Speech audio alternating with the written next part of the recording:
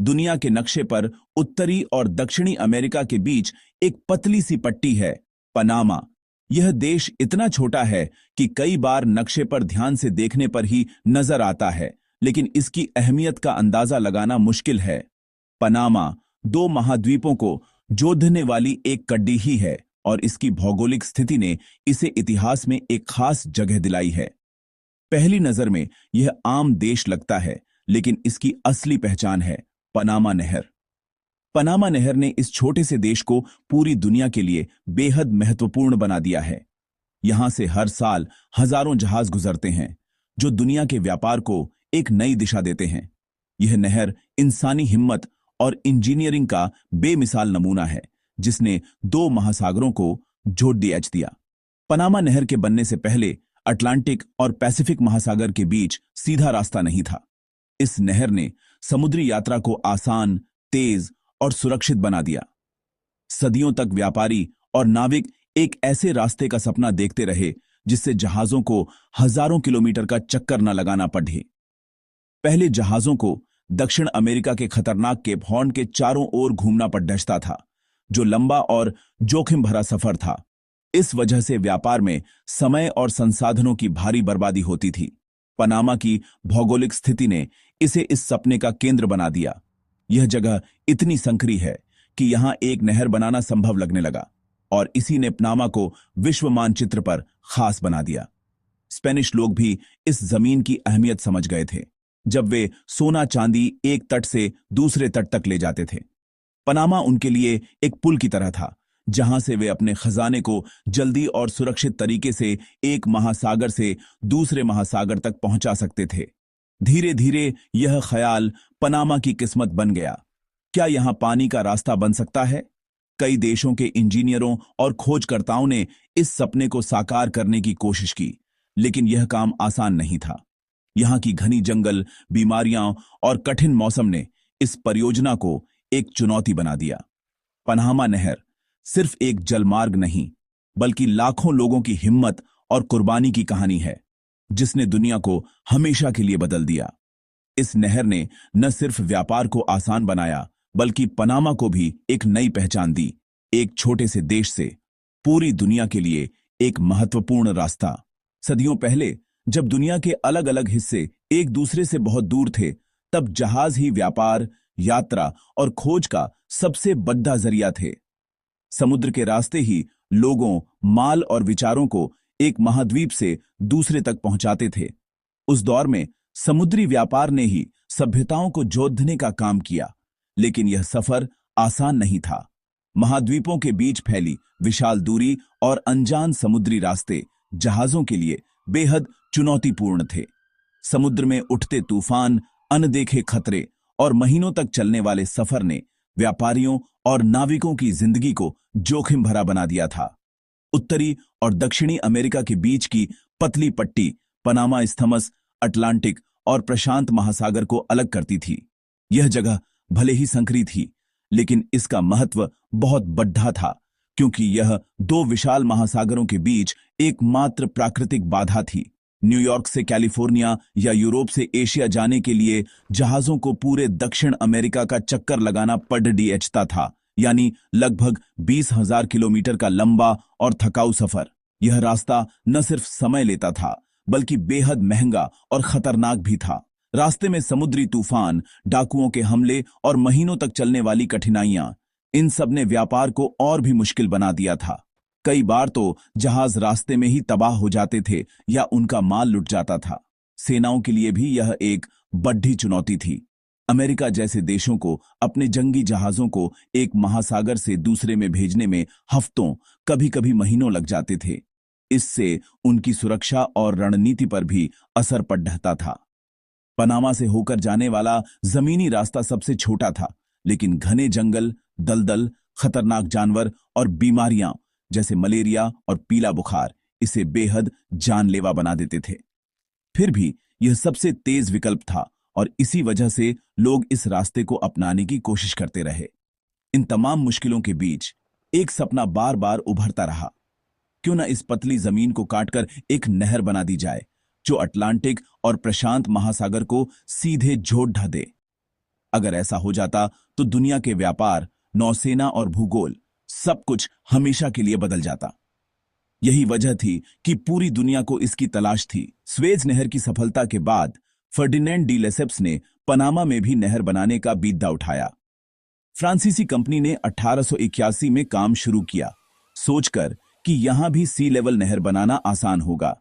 लेकिन पनामा की बारिश, दलदल और चाग्रेस नदी की बाढ़ ने हर योजना को उलझा दिया।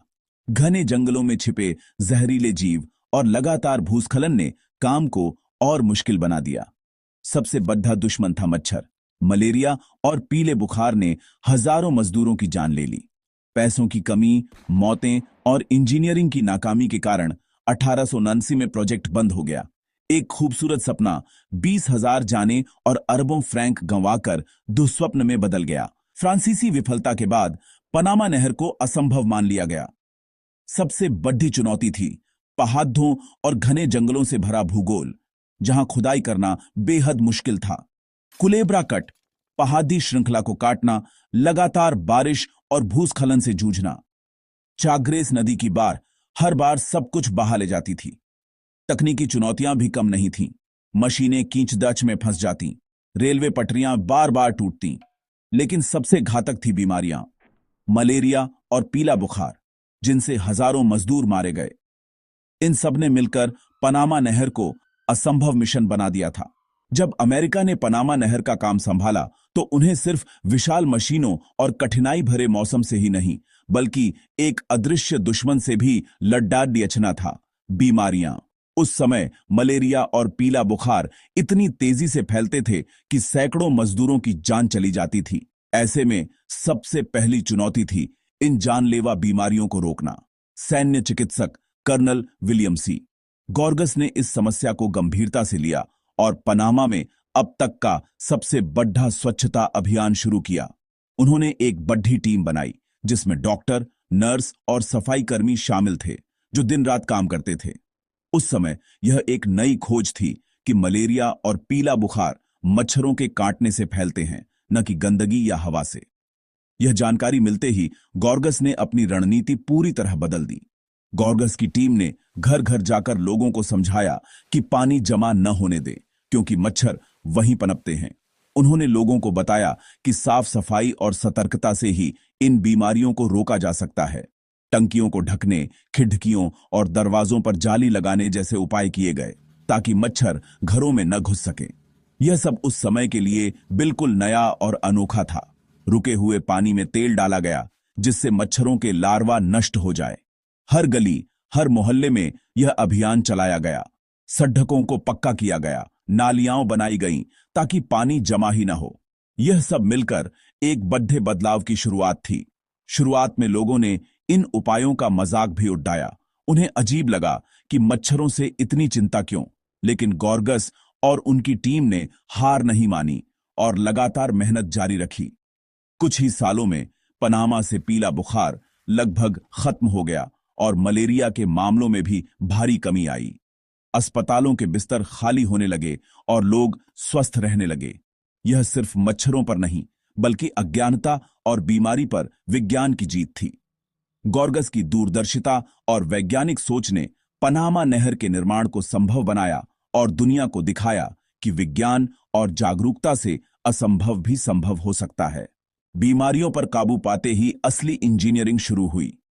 अमेरिकी इंजीनियरों ने सी लेवल नहर की जगह लॉक कैनाल का नया प्लान बनाया, जहाजों को पानी की सीढ़ियों से ऊपर नीचे ले जाना। कुलेब्रा कट, जिसे अब गैलार्ड कट कहा गया, में दुनिया की सबसे बड़ी खुदाई शुरू हुई। हजारों मजदूर, भाप से चलने वाली मशीनें, डायनामाइट, सब मिलकर पहाड़त काटने में जुट गए। जॉर्ज गोथल्स ने अनुशासन और मजदूरों की भलाई का पूरा ध्यान रखा, जिससे मनोबल ऊंचा रहा। 1913 में गैलार्ड कट के दोनों सिरों पर खुदाई पूरी हुई। अटलांटिक और प्रशांत महासागर का पानी पहली बार मिला। यह सिर्फ इंजीनियरिंग नहीं, इंसानी जाज्बे और संगठन की जीत थी। पनामा नहर का सबसे अनोखा हिस्सा है इसके लॉक्स, पानी के ताले। जहाजों को समुद्र तल से 85 फीट ऊपर गाटुन झील तक पहुंचाने के लिए लॉक्स का सिस्टम बनाया गया। जहाज लॉक्स के चैम्बर में जाता है, फाटक बंद होते हैं, पानी भरता है और जहाज ऊपर उठता है। यह प्रक्रिया 3 बार दोहराई जाती है, फिर जहाज झील में पहुंचता है। दूसरी तरफ वही प्रक्रिया उल्टी दिशा में, जहाज नीचे उतरता है। लॉक्स के विशाल फाटक और पानी का नियंत्रण आज भी उतनी ही कुशलता से काम करता है। यह पानी की सीढ़ियों का जादू है जो हर साल हजारों जहाजों को 2 महासागरों के बीच ले जाता है। 15 अगस्त 1914 एसएस एंकन पहली बार पनामा नहर पार कर अटलांटिक से प्रशांत महासागर पहुंचा। यह सिर्फ एक जहाज का सफर नहीं, बल्कि एक नए युग की शुरुआत थी। नहर ने समुद्री दूरी हजारों किलोमीटर घटा दी, व्यापार, समय और पैसे की बचत। अमेरिका की सैन्य शक्ति भी बेअड़ गई। अब बेधे जल्दी एक महासागर से दूसरे में जा सकते थे। पनामा, जो कभी अनजान था, अब दुनिया का रणनीतिक केंद्र बन गया। नहर के निर्माण ने इंजीनियरिंग और चिकित्सा में नए मानक स्थापित किए। पनामा नहर मानव जज्बे, सरलता और सहयोग का प्रतीक बन गई। असंभव कुछ भी नहीं। 100 साल बाद भी पनामा नहर दुनिया के व्यापार की रीढ़ है। हर साल 14,000 जहाज यहां से गुजरते हैं। बड़े जहाजों के लिए 2016 में नहर का विस्तार हुआ, नए चौड़े लॉक्स बने। अब नियो पनामेक्स जहाज भी इस नहर से गुजर सकते हैं। 2000 में अमेरिका ने नहर का नियंत्रण पनामा को सौंपा। यह देश की पहचान और गर्व का प्रतीक है। नहर की आय पनामा की अर्थव्यवस्था का आधार है और लाखों पर्यटक इसे देखने आते हैं। जलवायु परिवर्तन और पानी की कमी जैसी चुनौतियां हैं, लेकिन नहर लगातार नई तकनीकें अपना रही है।